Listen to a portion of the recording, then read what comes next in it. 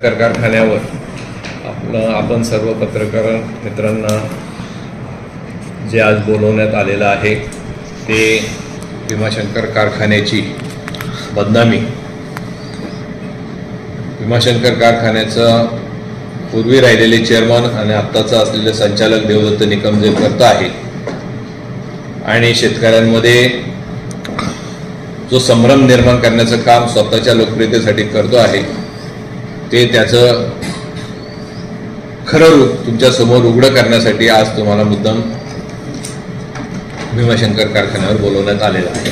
काल एक आपल्या सर्वांच्या समोर पत्रकार परिषद झाली आणि त्या पत्रकार परिषदेमध्ये भीमाशंकर कारखान्याच्या काही 2-3 गोष्टींच्या विषयी चुकीची माहिती पुरवण्याचं काम देवदत्त निकम यांनी केलेलं आहे आणि ते जे देवदत्त निकम ही जी शेतकऱ्यांची आणि सभासदांची दिशाभूल करतो आहे त्याच्यासाठी मी आज तुमच्या समोर काही कागदपत्रांसहित पुरावे सादर करणार आहे। गळीत हंगाम हा यावर्षी उशिरा सुरू झाला, अतिशय बरोबर आहे। गळीत हंगाम हा यावर्षी 20 नोव्हेंबरला सुरू झाला। गेल्या वर्षी हा गळीत हंगाम 7 नोव्हेंबरला सुरू झाला होता। यावर्षी 13 दिवस उशिरा गळीत हंगाम सुरू झाला। हा सरकारचा निर्णय होता। याच्यात भीमाशंकर सहकारी साखर कारखान्याने गळीत हंगाम उशिरा सुरू केला आहे असं बिलकुल नाही। राज्यासाठी राज्य शासनाने घेतलेला निर्णय आहे। राज्य शासनाने घेतलेल्या निर्णयाला अनुसरून हा जो उशिरा 13 दिवस सुरू झालेला आहे। परंतु तुम्हाला पत्रकार मित्रांना क्लिअर कट सांगतो की 13 दिवस जरी कारखाना सुरू झाला, उशिरा सुरू झाला असला तरी आमचे सर्व अधिकारी आणि कर्मचारी यांनी यावर्षी भीमाशंकर कारखान्याला जवळजवळ 114 दिवस झालेले आहेत। या 114 दिवसामध्ये 9,44,300 मेट्रिक टन इतका ऊसाचं गाळप आम्ही केलेलं आहे। गेल्या वर्षी जो कारखाना 7 नोव्हेंबरला चालू झाला आणि 13 मार्च पर्यंत म्हणजे आज 13 मार्च 2025 आणि 13 मार्च 2024चं कंपॅरिझन सांगतोय। गेल्या वर्षी 9,37,290 मेट्रिक टन ऊस आतापर्यंत कारखाना 13 दिवस अगोदर सुरू होऊन सुद्धा जवळजवळ 7,010 मेट्रिक टन यावेळेस ऊस जास्त गाळप झालेला आहे। म्हणजे कारखाना उशिरा सुरू जरी झाला असला तरी अधिकारी वर्गाने आणि सर्व कर्मचाऱ्यांनी इतकं चांगलं काम केले की कारखान्याचं गाळप म्हणजे ॲव्हरेज जर पकडला 13 दिवस उशिरा चालू झाला असला आणि आज 7,010 मेट्रिक टन जास्त ऊस गाळप, जवळजवळ 1,00,000च्या पुढे मेट्रिक टनाचं ऊस गाळप आपण उशिरा सुरू होऊन सुद्धा जास्त केलेला आहे। त्यामुळं हा धांदात खोटा आरोप आहे की कारखाना उशिरा सुरू झाल्यामुळे शेतकऱ्यांचं याच्यातून नुकसान झालेलं आहे। दुसरा एक याच्या संदर्भातला विषय असा चर्चेला आला की ऊसाच्याच बरोबर पराग कारखान्याला मटेरियल दिलं जातं। कर्मचारी जे आहे ते देवदत्त निकमला माझं चॅलेंज आहे की भीमाशंकर कारखान्याचा कुठला कर्मचारी भीमाशंकर कारखान्यातून पगार घेतोय आणि तो पराग कारखान्यासाठी काम करतोय असा एक कर्मचारी आणून दाखव। मी चेअरमन पदाचा राजीनामा देतो, नाहीतर तू तरी संचालक पदाचा राजीनामा दे, नाहीतर राजकारणातून निवृत्ती स्वीकार। खोटे आरोप करण्याच्या भानगडीत पडू नको आणि कारखान्याला बदनाम करण्याचं काम करू नको। जर तू कधी कारखान्याला बदनाम करण्याचं काम केलं तर आम्ही सुद्धा जशा तसं उत्तर देऊ आणि काय कायदेशीर कारवाई करायची ती कायदेशीर कारवाई करायला संचालक मंडळ समर्थ आहे। तुझे जे काही पर्दाफाश करायचा तो आम्ही केल्याशिवाय राहणार नाही। आणि पत्रकार मित्रांना सुद्धा माझी विनंती आहे, अशा भूलथाप करणाऱ्या माणसाच्या किती प्रसिद्धी द्यायची हे तुम्ही तुमचं ठरवणं गरजेचं आहे।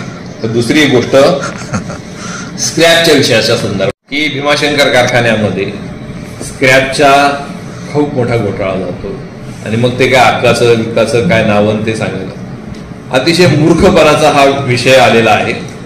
आतापर्यंत भीमाशंकर कारखाना स्वच्छ कारभार करणारा कारखाना आहे. मान्य नामदार दिलीपराव वळसे पाटील साहेबांच्या नेतृत्वाखाली काम करत असताना हिंमत कोणाची होत नाही सांगायची का भीमाशंकर कारखान्यामध्ये भ्रष्टाचार चालू आहे. जो माणूस चेअरमन म्हणून या भीमाशंकर कारखान्याचा राहिलेला आहे त्याला हे सगळं माहिती आहे की स्क्रॅप कशा पद्धतीने स्क्रॅपचं टेंडर किंवा त्याचा लिलाव होतो. हे जे ॲल्युमिनियमच्या संदर्भात जे सांगितलं गेलंय हे एमएसच्या पाईपाला ॲल्युमिनियमचं क्लायडिंग केलं जातं आणि ज्यावेळेस ते पाईप काढून टाकले जातात त्यावेळेस ते ॲल्युमिनियमच्या क्लायडिंगच्या सहित तो पाईप जो आहे तो स्क्रॅपमध्ये काढला जातो.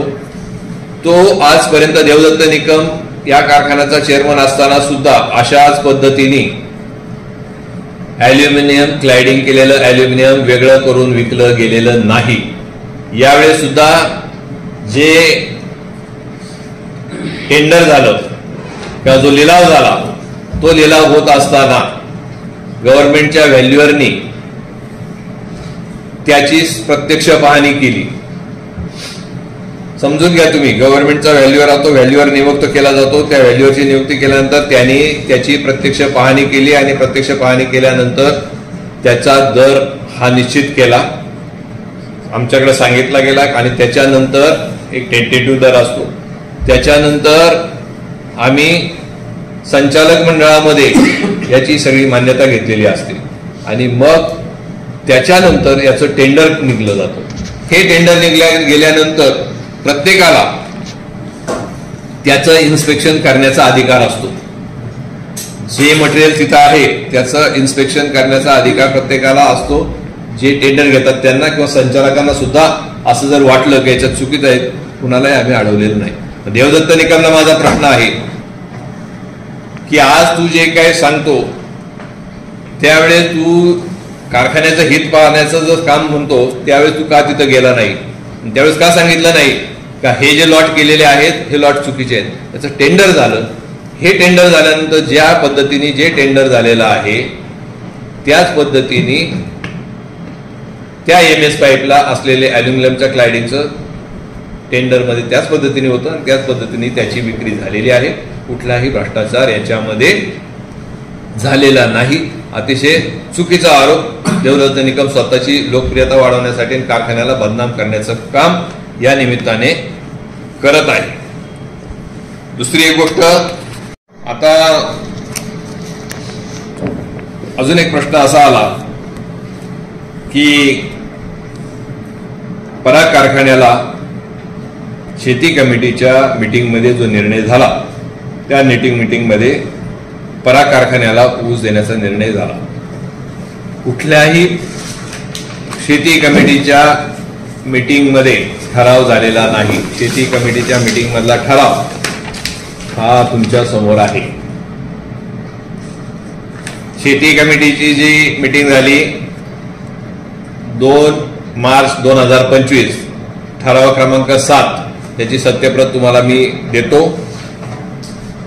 त्याच्यामध्ये क्लिअर कट उल्लेख आहे, जुन्नर व शिरूर तालुक्यातील 50,000 मेट्रिक टन ऊस इतर कारखान्यास ऊस गाळपासाठी देण्याकरिता इतर कारखान्यांशी संपर्क साधण्यात यावा व इतर संपर्क कारखान्यांशी करताना त्या कारखान्याने आपल्या कारखान्या एवढा ऊस दर देणे अपेक्षित आहे असे सर्वानुमते ठरले. कुठल्याही परिस्थितीत परागचा उल्लेख नाही. संचालक मंडळामध्ये शेती कमिटीत निर्णय झाला. कार्यकारी संचालकांना सांगितलं गेलं तुम्ही प्रत्येक कारखान्याच्या एमडींच्या बरोबर कार्यकारी संचालकांच्या बरोबर बोला. आमचे कार्यकारी संचालक ढगे साहेब प्रत्येक कारखान्यांच्या कार्यकारी संचालकांच्या बरोबर बोलले. कुठल्याही कारखान्याने समर्थता भीमाशंकर कारखान्याच्या एवढा ऊस दर, समजून घ्या तुम्ही, भीमाशंकर कारखान्याच्या एवढा ऊस दर घेऊन कुठलाही कारखाना ऊस घ्यायला तयार झाला नाही. केवळ पराग कारखान्याने संमती दर्शवली की भीमाशंकर कारखाना जो बाजारभाव देईल शेतकऱ्यांना त्या बाजारभावामध्ये आम्ही अतिरिक्त जो काही तुमचा जर ऊस असेल तर तो आम्ही घ्यायला तयार आहोत, अशा पद्धतीची संमती ही पराग कारखान्यांनी दाखवली. पराग कारखान्याचं तशा पद्धतीचं पत्र आमच्याकडे आहे आणि मग ते पत्र आम्ही संचालक मंडळाच्या मीटिंगमध्ये ठेवलं.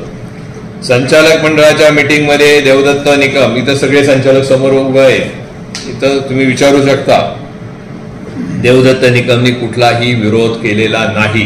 पराग कारखान्याला ऊस देण्याच्या संदर्भातला खोटा आरोप देवदत्त निकम करतो आहे.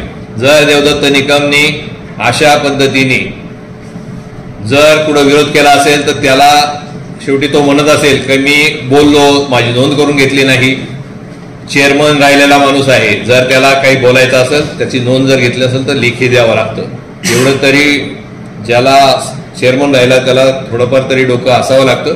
कुठल्याही परिस्थितीत तुम्ही विचारा, तुम्हाला देखावले का लेखी त्यांनी कुठलाही विरोध नोंदवलेला नाही. त्यामुळे देवदत्त निकम हा कारखान्याची बदनामी करून खोट्या पद्धतीने ह्या पद्धतीच्या अफवा पसरवण्याचं काम करतोय. अशा पद्धतीने काहीही गोष्टच घडलेली नाही. ही चर्चेमध्ये कालच्या याच्यात आली, त्याच्यामध्ये सांगितलेलं आहे 2020 आणि 21 महिन्याचे ऊस झालेले आहे. अतिशय खोटा आणि निराधार आरोप केला जातोय. तुम्हाला मी सांगतो, यावर्षी 1 जून ही जी नोंदीची तारीख असते त्यावेळेस ऊसाचं क्षेत्र जवळजवळ एका दिवसाचं 990 हेक्टर म्हणजे जवळजवळ 1,38,600 मेट्रिक टन हा ऊस एका दिवसासाठी नोंदला गेला.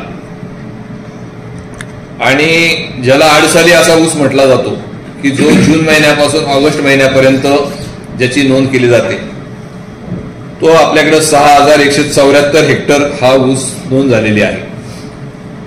आणि त्याचं जवळजवळ ॲव्हरेज 8,64,360 मेट्रिक टन आहे.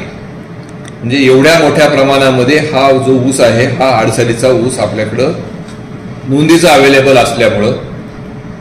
आणि दुसरी एक गोष्ट, यावेळेस विघ्नर सहकारी साखर कारखाना थोडासा कमी गाळप क्षमतेने चालल्यामुळं अतिरिक्त जो भार आहे तो भीमाशंकर सहकारी साखर कारखान्यावर आला. आणि तरी सुद्धा भीमाशंकर सहकारी साखर कारखाने अतिशय क्षमतेने, म्हणजे गेल्या वेळेस जवळजवळ 7,500 ते 600 मेट्रिक टन दररोज जो गाळप होत होता, तर यावेळेस जवळजवळ ॲव्हरेज आमचं गाळप जे आलेलं आहे 8,280 मेट्रिक टन प्रत्येक दिवसाचं हेक्टरी, म्हणजे प्रति मेट्रिक टन गाळप आम्ही 8,280 कारखाना दर दिवशी चाललेला आहे. त्यामुळे अतिशय क्षमतेने आणि कार्यक्षमतेने कारखाना चाललेला आहे. दुसरी एक गोष्ट अशी आहे की जवळचे ऊस न तोडता बिगर नोंदीचा लांबचा ऊस तोडला, अशा पद्धतीचा आरोप केला गेलेला आहे. गेले कित्येक वर्ष बिगर नोंदीचे किंवा तळेगाव डबडेरे परिसरातले ऊस हे तोडले जातात. आज काही ते यावर्षी पहिल्या वेळेस अशा पद्धतीची काही तोड झालेली नाही. आणि ते करत असताना असा आरोप केला की ते ऊस कोवळे तोडले गेलेले आहेत. तर तुम्हाला मी सांगतो, आतापर्यंत तळेगाव डबडेरे इथून जवळजवळ 84,000 टन ऊस आलेला आहे. आणि त्याचं हेक्टरी 127 मेट्रिक टन एवढं ॲव्हरेज पडलेलं आहे. जर ऊस कोवळा असता तर एवढं ॲव्हरेज पडलं असतं का? माझा प्रतिप्रश्न आहे देवदत्त निकमला, तुला बाबा शेतकरी आहे, शेतकरी पुत्र आहे, कारखान्याचं खूप कळतं, शेतीचं खूप कळतं, मग कोवळ्या ऊसाचं वजन 127 मेट्रिक टन कसं पडलं? हा 86-032 जातीचा ऊस आम्ही आणलेला आहे. आणि शेवटी ऊस तोडत असताना कारखान्याचा सर्वसाधारण विचार करून ऊस तोडत गाळप करावं लागतं.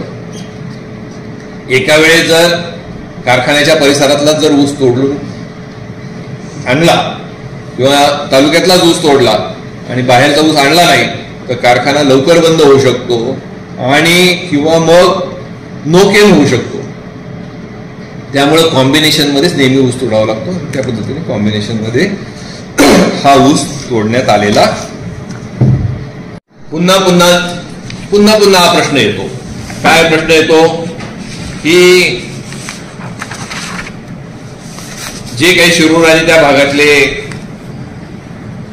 लोकांची अनामत रकमा घेतलेल्या आहेत त्या रकमा किंवा त्यांचे शेअर होल्डर त्यांना करून का घेत जात नाही. 2008 साली 27 डिसेंबर 2008 रोजी झालेल्या वार्षिक सर्वोच्च सभेमध्ये पोटनियम दुरुस्तीचा प्रस्ताव तयार झाला. या लोकांना शेअर होल्डर करून घेण्याच्या संदर्भातला आणि तो प्रस्ताव 18 मार्च 2009 रोजी साखर संचालकांनी नामंजूर केला. देवदत्त निकम या कारखान्याचा चेअरमन होते. ही सही आहे देवदत्त निकमनी आणि देवदत्त निकमनी जो नामंजूर केला साखर संचालकांनी तो स्वतः पाहून इथं त्यांनी सही केलेली आहे. देवदत्त निकमला जर 2009 साली हे माहिती होतं, 2009 पासून तास 2025 साले देवदत्त निकम काय झोपला होता? चेअरमन असताना देवदत्त निकमनी याचा पाठपुरावा का केला नाही हा मला त्याचा सवाल आहे. मग आता तू याची बदनामी करून लोकप्रियता मिळवण्याचं काम करू नको. हा ठराव त्याच वेळेस नामंजूर झालेला आहे. आता त्याचं म्हणणं आहे का आम्ही साखर संचालकांकडे जातो आणि त्यांना विचारतो. तू विचारू शकतो ना, तुझी सही आहे, तुला हे माहित नाही का? पण हा नामंजूर त्यांनीच केलेला आहे. तू का दिशाभूल करतो लोकांची? दुसरा एक विषय असा आला की